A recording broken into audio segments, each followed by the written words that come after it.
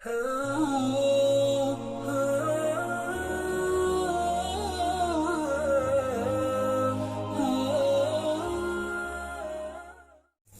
innama ana basyarun mislukum yuha ilayya.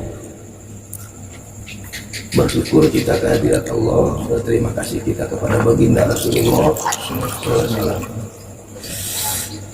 Pada malam ini alangkah baiknya pertemuan menggunakan judul tentang Nur Muhammad, yang hampir pada umumnya kalimat ini jarang dipahami, walaupun tidak menafikan ada banyak yang menjelaskan. Tentu bagian terpenting buat kita bahwa Islam itu dibangun dengan 3 dasar. Dasar pertama adalah that is the fighting, tentang keyakinan. Istilah kita sering menyebut rukun iman, fighting to my God, yakin terhadap Tuhan kita semua, Allah Subhanahu wa Ta'ala. Yakin juga, iman juga kepada para malaikat. Apa yang diyakini kepada para malaikat yaitu iman pada tugasnya. Dan ketiga, percaya kepada kitab Allah. Keempat, percaya kepada Rasulullah. 5, percaya kepada hari akhir. Dan keenam, percaya kepada keputusan Allah, baik dan tidak baik. Semua bagian hati, maka iman fil qalbi. Iman saja tidak cukup. Kalau seseorang punya keyakinan, disebut iman, orangnya disebut mukmin. Keyakinan itu perlu dibuktikan. Dalam istilah Al-Quran sering menyebutnya amanu wa amilus sholihat. Waw di sana adalah waw ma'iyah. Jadi tidak bisa bermakna itu keyakinan kalau tidak ada Islam. Gitu. Rek naon gula diinum ari kira-kira teu amis mah. Rek naon uyah di dahar ai kira-kira teu asin mah. Jadi naon bedana amisna gula jeung kureutna paribasa jeung rasa amisna. Iman bakal akan ada manfaatnya kalau ada Islamnya. Maka pembuktian setelah iman harus ada rukun Islam. Isinya iman. Yang jadi persoalan, benteng, pintu gerbang, dasar awal dari pembuktian itu harus ada sebagaimana di hadis yang dijelaskan dalam kitab Hasyiah Romli ayat halaman 4. Dan hadis itu dibawakan oleh Umar bin Khattab radhiyallahu anhu. Kata beliau, qala baginda sempat berkata, dan dimulai dari ucapan Ibnu Umar, kunna ma'a sayyidil awwalin. Kunna julusan, kami dengan para sahabat sedang duduk. Abu Bakar, Umar, Utsman, Ali, habis salat subuh. Tiba-tiba duduk dengan siapa? Ma'a sayyidil awwalin wal akhirin, beserta sayyidil awwalin wal akhirin. Sayyidul awwalin wal akhirin itu baginda Muhammad Rasulullah sallallahu alaihi wasallam. Tiba-tiba ada seseorang yang datang, padana Arabiyun, ada bangsa Arab yang datang. Aish turid, kata baginda, mereka mana Arabi? Ila ahli, jawaban Arabi, mau ketemu saudaraku. Halaka ilayya khairun, hidupmu pingin sukses? Jawaban si Arabi, tentu bala, jelas aku pingin sukses. Kata baginda, kalau anda pingin sukses, tashhad, akui an la ilaha illallah, bahwa tidak ada Tuhan yang patut disembah, yang layak diminta pertolongan illallah, kecuali Allah. Washhad, dan bersaksilah kau anna Muhammadar Rasulullah, sesungguhnya Muhammad adalah utusan Allah. Innallaha la yaghfiru ayyushraka bihi, Allah tidak bakal memaafkan dosa musyrik. Dosa musyrik kan menduakan, gitu. Menduakan Tuhan. Kira-kira kalau menduakan Tuhan bukan dosa lagi itu, mensejajarkan Allah dengan yang lain, maka etama tidak boleh cukup istighfar, nggak boleh. Syaratnya dulu syahadat kemarin. Kan ayat Quran nama innallaha la yaghfiru, Allah sesungguhnya Allah tidak bakal memaafkan an yushraka bihi, untuk ada syirkah, ada sesuatu yang disamakan dengan Allah. Wa yaghfiru ma duna dzalik, kan kalimat tadi wa yaghfiru ma duna dzalik kalimat yas, dia diampuni mah salianti musyrik. Jadi musyrik mah mau diampuni. Pertanyaan anak, musyrik itu bentuknya kumaha? Ayam musyrik disebut, namun istilah Sulam Taufik mah pakai keadaan, ada ucapan, ada perbuatan, kan gitu. Umumnya orang berbicara masalah kemusyrikan mah menyembah kepada benda, gitu kan? Nyembah tapekong, nyembah kayu besar, atau mempertuhankan batu, gitu kan? Kita musyrik. Itu berdasarkan lagi pada apa? Namun ditinggali tina budaya jahiliyah, mana buduhum illa liuqarribuna zulfa, kami lain rek nyembah ka batu, tapi kami ingin dekat dengan pemilik batu. Halo, kan gitu. Jadi lain nyembah batu nah orang jahiliyah. Oleh karena itu maka afaro'aita dina ayat Quran itu manit takhoda ilahahu hawahu, tahu kalian jelema anu menjadikan hawa nafsuna sebagai Tuhan. Jadi lamun kita berpikiran bahwa ada sesuatu yang bisa, gitu, ada sesuatu yang bisa menyelamatkan kita, memberi manfaat ataupun madarat, ada sesuatu yang disembah atau dianggap dicintai, ditakuti, disamakan dengan Allah, tetap musyrik. Lebih bahaya lagi yang menghalangi kita adalah diri kita sendiri. Contoh kan kita dalam liku-liku kehidupannya suka berpikir jikalau lah, itu lah bentuk kieu mah otomatis dampak daripada jikalau ada orang boga akal, yuk gunakan akal, gitu kan. Terus berarti nganggap Allah teh nyaho nya kita boga masalah sesuatu, baik urusan ekonomi atau apapun lah, katakanlah contoh sederhana ekonomi. Yang datang langsung akal kan, cek akal lumpatnya karena sebab adik, sebab akibat, gitu kan. Akhirnya sesuatu yang dianggap bisa menyelesaikan masalah, Allah dianggap tidak paham. Ini harares ya Allah kegeningan, kan gitu. Ulang sholat wajib. Nah akhirnya timbul sebuah kepenasaran akal. Dampaknya Allah di nomor 2 ke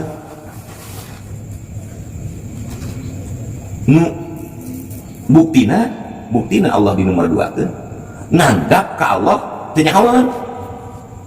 Memang Allah teuningaheun karena kebutuhan orang, nu memprogram orang hirup, nu mere orang rezeki, nu mere umur, nu mere kiceuk, nu mere lembang saha Allah. Lamun orang geus nanggap ka Allah teu uningaeun, berarti pinter kene urang. Memang lu jadi pangeran, lu atau aku? Kata Allah kan gitu, kamu atau aku? Maka konsep syahadat itu sebetulnya lain bersaksi. Syahadat itu sebenarnya adalah mengaku berdasarkan fakta dan data yang sahih.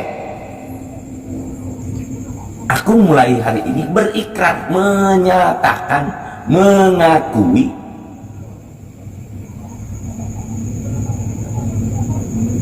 la ilaha, kan gitu. La dulu namanya nafi. Tidak uang, tidak harta, tidak tahta, tidak jabatan, tidak apapun. Ilah itu adalah yang dipertuhan. Menyembah karena hawa nafsu, bahkan bisa dihambat dengan dirinya sendiri. Nah, Allah itu ikut campur urusan kami, menyepelekan kau, merendahkan kau. Padahal inti daripada ibadah adalah pasrah. Gitu. Inti dari ibadah adalah pasrah. Jadi lain urang rek ajol-ajolan ka mana ge. Urang lempengkeun la ilaha. Jadi tidak gara-gara sholat urang, gara-gara usaha urang, gara-gara obat bisa jadi dianggap cager. Tidak pernah ada Tuhan. Tuhan nama loba sebenarnya mah. Tuhan telah menjaman bagi nama ayat Tuhan Lata, Uzza, Manat dan Hubal. Orang kafir Quraisy kan gitu. Termasuk jabatan, termasuk uang. Cing, ayeuna kita datang ke mall. Gitu kan. Beli buku atau pulpen, harganya paling 15.000. Lempangnya ditunggu. Coba ya di kantongna mau 15 juta, asup ka mall. Tanggat tuh. Pasti. Nu akbar Allah atau duit? Timbul kan kesombongan diri. Engkau orang salat teh usolli, fardhu maghribi, salah sarokaatin mustaqbilat adan Allah akbar. Cenah nu akbar teh Allah. Bening jadi duit. Tigijleuk teh kayak kina urang. Tanpa sadar. Maka la ilaha teh illallah. Mua mangeran karena duit, mua mangeran karena hawa nafsu, mua mercayakan karena diri. Dan kami mah bukan hawa-hawa. Maka kudu dibuktikan illallah. Maka illallah itu isbat. Tidak pernah ada apapun di dunia ini kecipna, dengarna, kunyemna, bibir, gerakna suku. Semua itu tidak bakal terjadi. Tidak. Nabi ngaranna dalam bahasa Arab. Illallah. Jadi illallah itu penetapan setelah meniadakan. Kami malu masalah haula wala kakara. Lamun can kitu can paewe. Untung kita bersyukur kita pada hari ini berbicara tentang Nur Muhammad itu berdasarkan fakta, dalil-dalil yang nakli. Ayat itu tadi mah surat Al-Kahfi ayat 110. Nanti orang bakal bertanya-tanya, sah sebenarnya Muhammad bin Abdillah? Bejakan gua anjir Muhammad, kul innama ana basyarun. Lain malaikat kami mah, lain jin, lain setan. Apalagi kami kudu mengaku Allah. Tidak, ana basyarun, kami mah jelema mislukum sarua jeung anjeun. Jadi Nabi sapulam, Nabi Muhammad sapulam sok istirahat, tuang, leukeut, gaduh keluarga, gaduh putra, bisnis, jadi saudagar, pemimpin dan lain-lain. Ngan beda di sarua-sarua ge. Anjeunna diberi keistimewaan disebut yuha ilayya, diberi wahyu. Tak anu boga sifat wajib eta sidik. Gara-gara diberi wahyu, anjeunna hidupna jujur. Lain ngunggul geus dewasa. Sejak kecil pun sudah diprogram oleh Allah untuk menjadi nabi. Entak eueuh dongengna aya nabi gede bohong. Memangna urang gitu, 5 menit urang mah. Jadi untuk jika nanti orang mau untuk bohong iji. Tapi perlu diingat, orang ketika menyebut Muhammad Rasulullah Sallallahu Alaihi Wasallam, orang tidak banyak tahu sah sebenarnya kenapa disebut tilu. Ayah Muhammad bin Abdillah, ayah patil kalimat lagi Muhammad Rasulullah Sallallahu Alaihi Wasallam. Nah, Ari Muhammad mah bin Abdillah eta majasan karena diistimewakan ku Allah jadi Rasul Allah. Entak Muhammad Rasulullah, dua ada Muhammad Rasulullah. Tapi itu cukup kadinya Adam alaihissalam, Yusuf alaihissalam, Zakaria alaihissalam, Ibrahim alaihissalam, Musa alaihissalam. Tapi kenapa Muhammad Sallallahu Alaihi Wasallam? Sok Arijal kan perbanding belum pernah dengar kalimat ini. Yang sering kita dengar ketika mempelajari Allah, kan lapad Allah mah al-ismu kan nama, sehingga dialah musamma nu dingaranana saha Zatullah kan gitu. Yang dalam kitab Syiar Romli disebut ismun lidzatil aliyah, zat yang malu. Pertanyaannya, orang sering bilang bahwa, atau para kiai juga sering menjelaskan bahwa Allah berdasarkan hadis Jabir tidak pernah menciptakan apapun laulaka lama khalaqtul aflaq. Tidak pernah menciptakan dunia ini sebelum menciptakan Nur Muhammad Rasulullah SAW. Permasalahannya Muhammad yang mana ini? Maka konsep dalam hal ini ada penjelasan lebih gamblangnya, kita perjelas diambil dari lafaz Allah. Alif lam ha. Kalau kita tulis lafaz alif lam ha, pisahkan. Berarti di sini alif, di sini lillahi. Gitu kan? Nah, alif siapa, lillahi siapa? Ketika kita pelajari surat Al-Ikhlas, orang bakal bertanya kepadamu, duhai Muhammad, siapa? Siapa sebetulnya? Dia itu siapa? Dia. Huwa Allah yang ahad. Maka alif itu adalah zat ahadiyah. Hu itu adalah alif. Badai disebut hu, badai disebut alif. Itulah zat ahadiyah. Disebut Allah ahad. Maka itu mah lam yalid walam yulad walam yakul lahu kufuwan ahad. Tidak bisa disebut atau disamakan dengan apapun. Itu mah baru alif. Setelah kita menyebut alif, baru di sana ada lillahi. Maka keluarlah surat Al-Fatihah. Bismillahirrahmanirrahim. Alhamdulillahi. Dan tidak pernah ada alhamdulillah. Segala puji milik lillahi. Saha lillahi? Lillahi itu Rabbul Alamin, Tuhan pencipta alam. Cok tinggali dina Quran Ar-Rahman. Bismillahirrahmanirrahim. Ar-Rahman khalaqal insan allamahul bayan. Ay Ar-Rahman naon? Asma nu hampir pada umumnya sering menyebutkan Jalla Jalalu. Kan 99. Eta mah Jalla Jalalu. Nungieun alam dunya teh, nungieun jelema, nungieun langit, nungieun bumi mah Ar-Rahman. Berarti asmana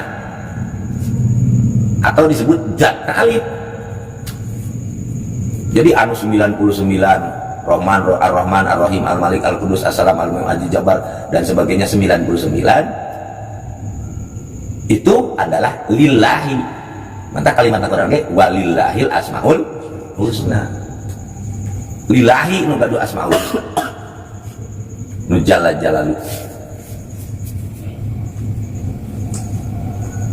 Nah maka aya dina istilah penjelasan alif zat ahadiyah, lam sifat wahdah, lam muka dua af'al wahdaniyah, hukna asma'u wahidiyah, asma'ullah wahidiyah.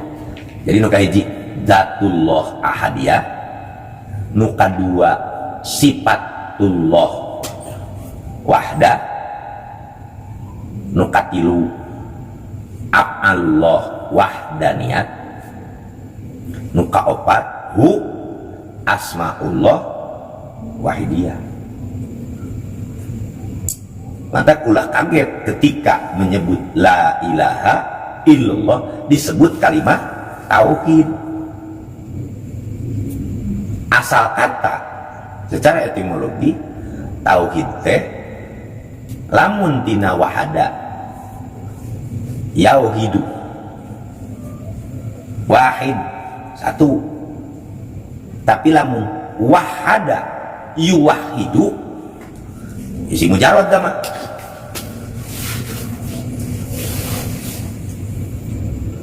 Ayat fi'il mujarad, ayat fi'il sulasi mujarad, ayat fi'il sulasi majid. Oleh karena itu wahada mah berarti esa tunggal. Terus sanajan teu diesakeun ku anjeun Allah mah tiba-tiba geus esa. Muni esa. Maka di Indonesia tidak boleh orang hidup melanggar aturan Pancasila. Nomor satu, ketuhanan yang maha esa. Maka fungsi tauhid itu yang dibawa oleh baginda adalah membawa visi dan misi mempersatukan umat manusia.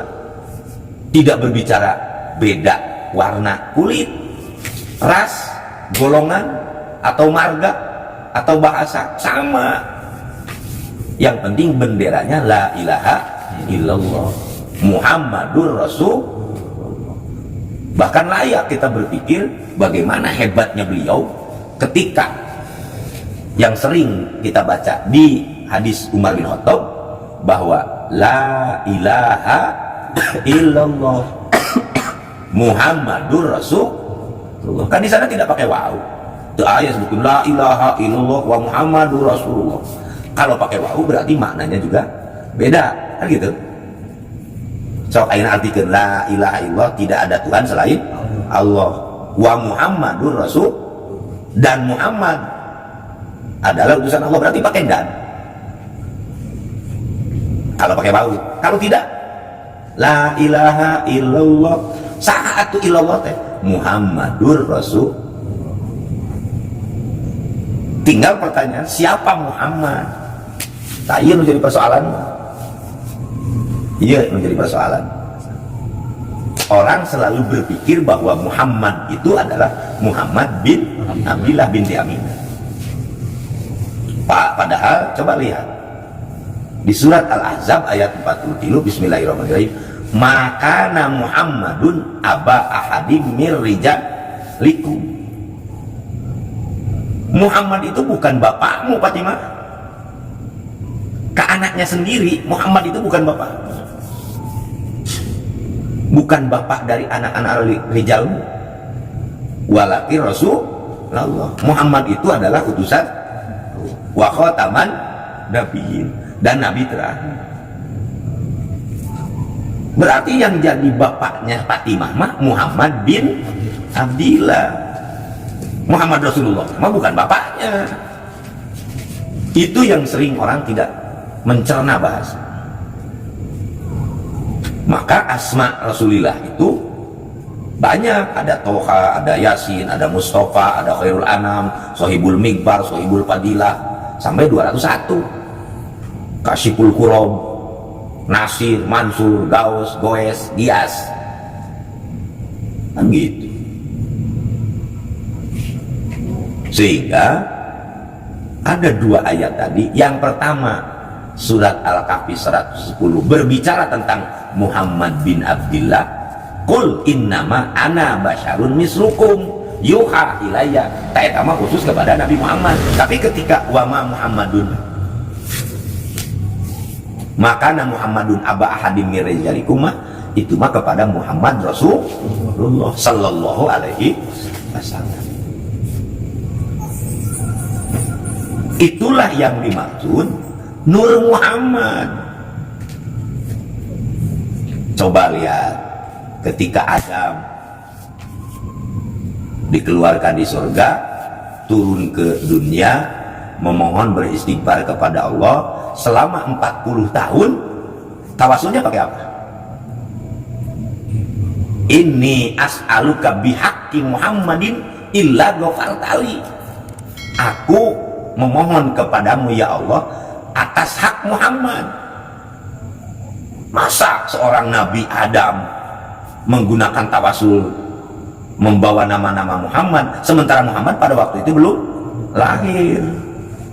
Kalau yang dimaksud Muhammad bin Abdillah. Apa itu Muhammad? Coba lihat Batu Soma 84. Dulu namanya dalam surat Shop ayat 6, ya'ti mim ba'dismuhu Ahmad. Nanti setelah Nabi Isa akan lahir seseorang yang bernama Ahmad. Maka Fathus Somad menjelaskan Ahmad bis sama Muhammad fil ardi. Ahmad di langit, Muhammad mah di bumi. Maksudnya asal dikenal oleh para malaikat. Kalau kita bertanya saha atu nabi yang terhebat, kalau nanyanya kepada malaikat di langit, pasti yang terkenal di langit mah Ahmad. Menurut linguistik bahasa Arab, bahwa orang yang sikapnya terpuji, akhlaknya mulia, dalam istilah bahasa Arab disebut Muhammad. Maka terkenang sampai hari ini dikenal oleh umat Islam. Beliau bernama Muhammad. Awas, jangan keliru. Lanjut bahasanya, Muhammad Rasulullah Sallallahu Alaihi Wasallam. Kesatuan dari asma Rasulullah, Toha, Yasin, Mustafa, Kasyiful Kurob, dari 201 asma-asma Rasulullah. Begitu istimewanya. Asma itu disatukan, penyebutannya disebut Muhammad Sallallahu Alaihi Wasallam. Sementara tadi Adam alaihissalam, Zakaria alaihissalam, Musa alaihissalam. Kenapa baginda Mas Sallallahu Alaihi Wasallam? Pertanyaan anak, saha Sallallahu Alaihi Wasallam? Insya Allah nanti di bagian kedua kita jelaskan. Sekian saja, kurang dan lebihnya mohon maaf. Mudah-mudahan kita menambah wawasan dan keilmuan, dan yang selama ini masih kita belum yakin sebetulnya siapa Allah dan siapa Muhammad. Pada hari masjid ada 8 Allah, di sebelah kirinya ada 8 Muhammad. Itu juga perlu kita paham. Insya Allah nanti di bagian kedua kita akan perjelas lagi berdasarkan Al-Quran dan hadis. Sekian saja, mudah-mudahan Allah memberikan taufik hidayah kepada kita semua.